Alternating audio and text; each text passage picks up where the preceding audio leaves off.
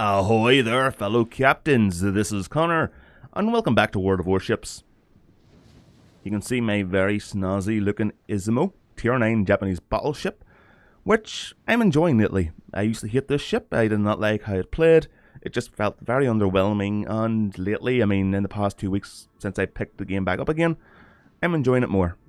I've read up a bit on its playstyle, which is kind of full forward, angle the ship a little bit, use the 6 guns on the front more than you would otherwise. Angling it more than you would otherwise. Battleships are all about getting all, well, in this ship's case, all 9 guns to bear on an enemy target and letting loose. But if you're the focus of enemy fire, you don't want to be shot at, especially in this thing. Look at the amount of the deck is visible. It's ridiculous, so plunging fire will completely wreck your shit. But we're going to see how this game goes. Now, unlike Dreadnought or Fractured Space, where I'm adequate at those games, I'm terrible at World of Warships. Don't expect me to get into the size of the guns and, the particular armor thickness of each ship. If you want that there, you can go and watch another YouTuber. I myself like Jingles, the Mighty Jingles. He's pretty damn entertaining. I know there are other YouTubers that are a little bit more accurate on stats and things of the ship playstyles, but he's just overall more entertaining, and he has a voice you could fall asleep to. It's very nice. But anyway, I'm going to be playing my Tier 9 battleship here, the Izumo. And where are we going? So it seems that I'm going over to sea to try and lend some support, long range support. The one thing I know about the German battleships in this game, it might have changed, it might not have, because I think the British have been introduced, some French ships have been introduced, the Germans are also in the game. But the one thing I remember from way back when, this is about a year and a half ago, whenever I was playing this game heavily, was that the Japanese battleships were better at range, whereas the Americans were better brawlers. Which means they're better up close and personal, were the Americans. Okay, we've got a destroyer sighted at, what is that? B6 or 6C, C6, whatever. But nothing in our area as of yet. There seems to be a lot of our ships going to A, so that's okay. That's good. But we're going to have a dander over here and see if we can't find something to shoot. Okay, Yugumo, or Admiral Blackbeard there, is pink. Not because he supports the LGBT community, he might do, but more because he's been attacking friendlies. But because he's a destroyer, I would assume that somebody's probably sailed into his torpedo, or he has let his torpedoes off in a less than decent area. Okay, now what is that? Colorado, so that's an American battleship. Look at the guns on that thing. Are they triple barreled? I think they might just be double barreled. So that would be 8 guns, but they're really good at close quarters. I think, it's like any game, like World of Tanks, the Germans have the best armor, unless that's changed. I remember the Russians having better curved armor. Oh, hold on, we've got someone that's run aground. What is that? Turpets? Okay, let's fire. All batteries unloaded. Let's see if we can get any decent hits here. Now, one thing I find difficult in the Izumo is actually getting citadel penetrations. 2 hits, not a damage.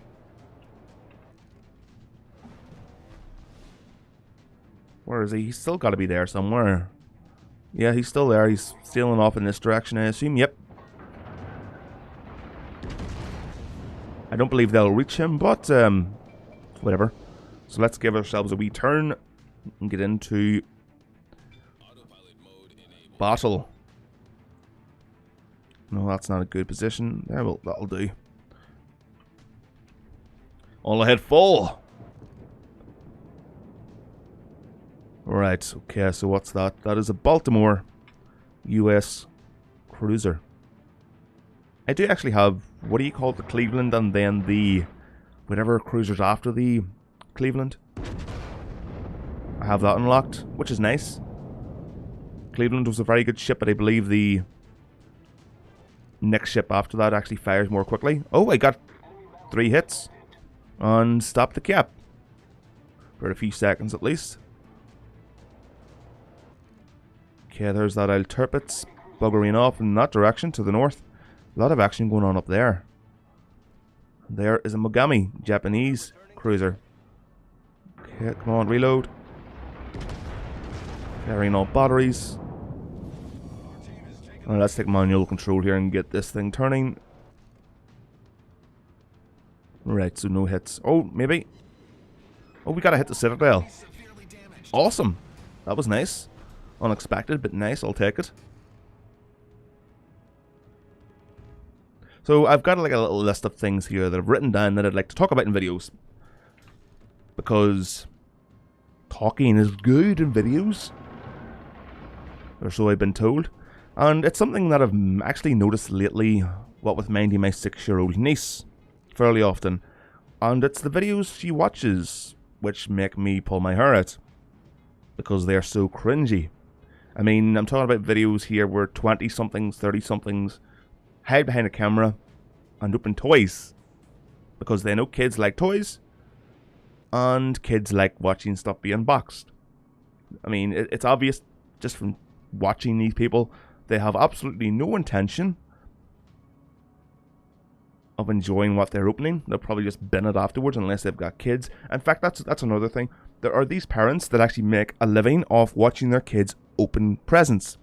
Opening toys, you know, on different boxes, different products, that type of thing.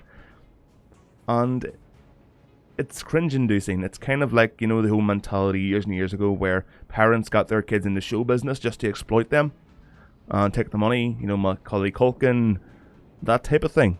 There are others. What do you call that kid? Corey Feldman. He's another one where they just exploited their kids to get money. Because kids, you know, they're not really old enough to know what to do with money. And you can tell how much they're messed up. This is the type of thing I see these guys on YouTube doing. Allowing their kids to have all these toys just so they can record them opening them. And maybe later on in their lives, these kids will be so spoiled and such dicks. All because their parents thought it was a good idea. Oh, gotta kill. It was a good idea to make a living off their kids' reactions. Reaction videos in general, I can't stand. There are people, I'm not talking about myself. It's fairly easy to do what I do in recording video game footage, but there are people out there that spend a lot of time and put a hell of a lot of effort into the videos they make, and they haven't even broke 1 million subscribers yet, and they've got top quality content, whereas all these kid-friendly channels who exploit children's naivety and just how they think are massive. PewDiePie started off as this type of channel. He didn't really expect to, though. He was just looking to make videos for fun, but now he's kind of breaking away from that and trying to do different stuff. But let me just tell you, there's a channel out there. If you've never watched it, the channel is called Red Letter Media. It's a sort of movie review channel, and they really just review movies they've seen in the cinema, or they look at movies in the past that are, you know, considered cult classics, or even just watch a really bad movie with a group of friends and take the piss out of it. And it's great. Their series are called Best of the Worst, Wheel of the Worst, Half in the Bag, or Review, which is the one where they look at older movies that people would consider cult classics. I'm actually getting nowhere here. Put myself on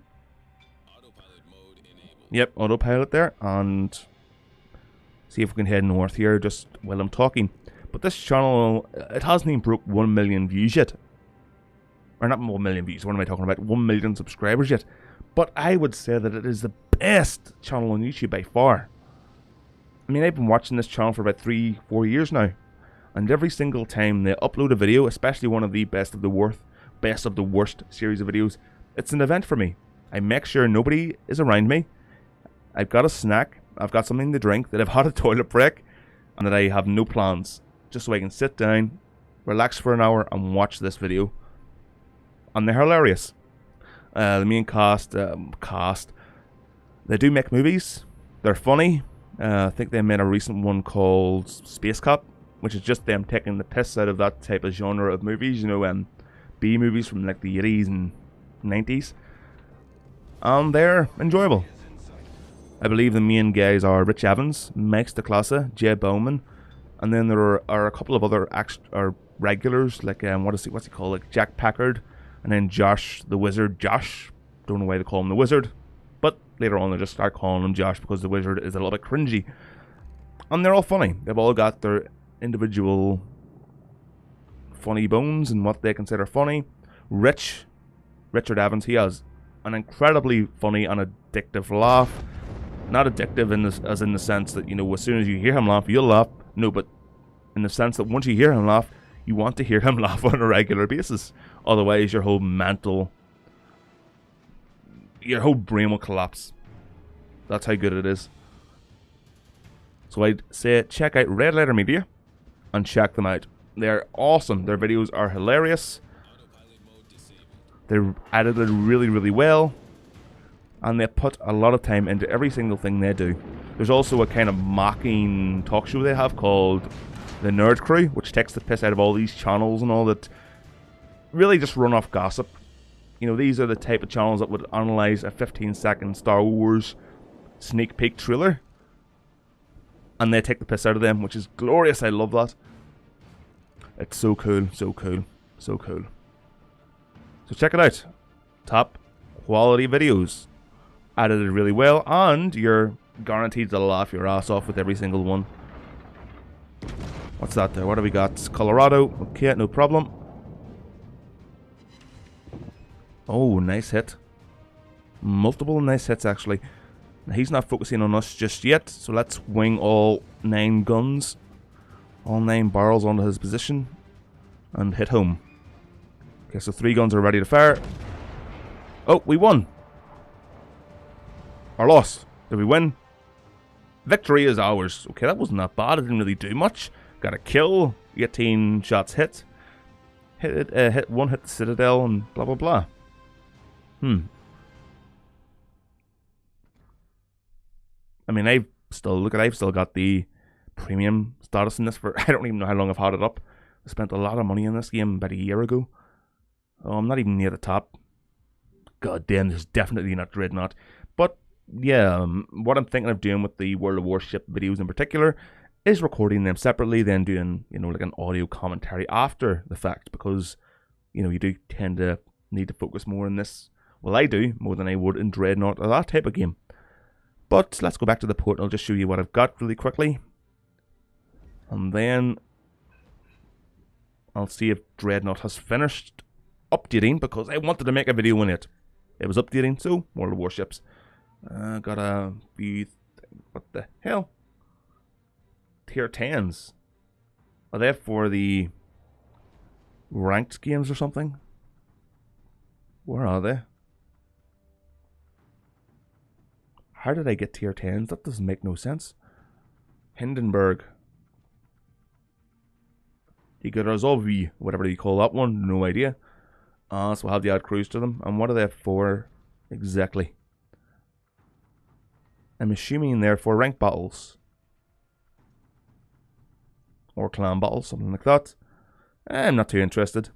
I do have the Tirpitz, which is a premium ship. A goddamn sexy premium ship. Although I do prefer the Uzumo playstyle over it. Although this does get torpedoes, which can be a nice surprise whenever you're getting into a close quarters gunnery duel with an enemy ship. Just drop your torps and laugh maniacally while they explode in various different places throughout the ship. But I'm going to leave it here. Dreadnought video to come later on tonight or early in the morning, depending on whenever my computer downloads the damn update or the update actually finishes, the maintenance ends. But until then, thank you very much for watching. If you enjoyed, then good. That was the whole point of the video. Enjoy whatever it is you're playing, whether it be on the open seas, in space, or otherwise. And if you'd like to support me on the channel, then there is a link below to my Patreon page or to my one-off donation page. Also Discord and Twitter, where you can really just socialize a bit more with me and my subscribers. Also, the name of my current patrons are in the description below, and they're also below in the comments. So I'd like to thank every one of them for sticking with me and for helping support the channel in rough times. Definitely rough seas ahead as well, coming up to Christmas. But again, Thank you all very much for watching. And of course, like always, we'll see you next time. Bye bye.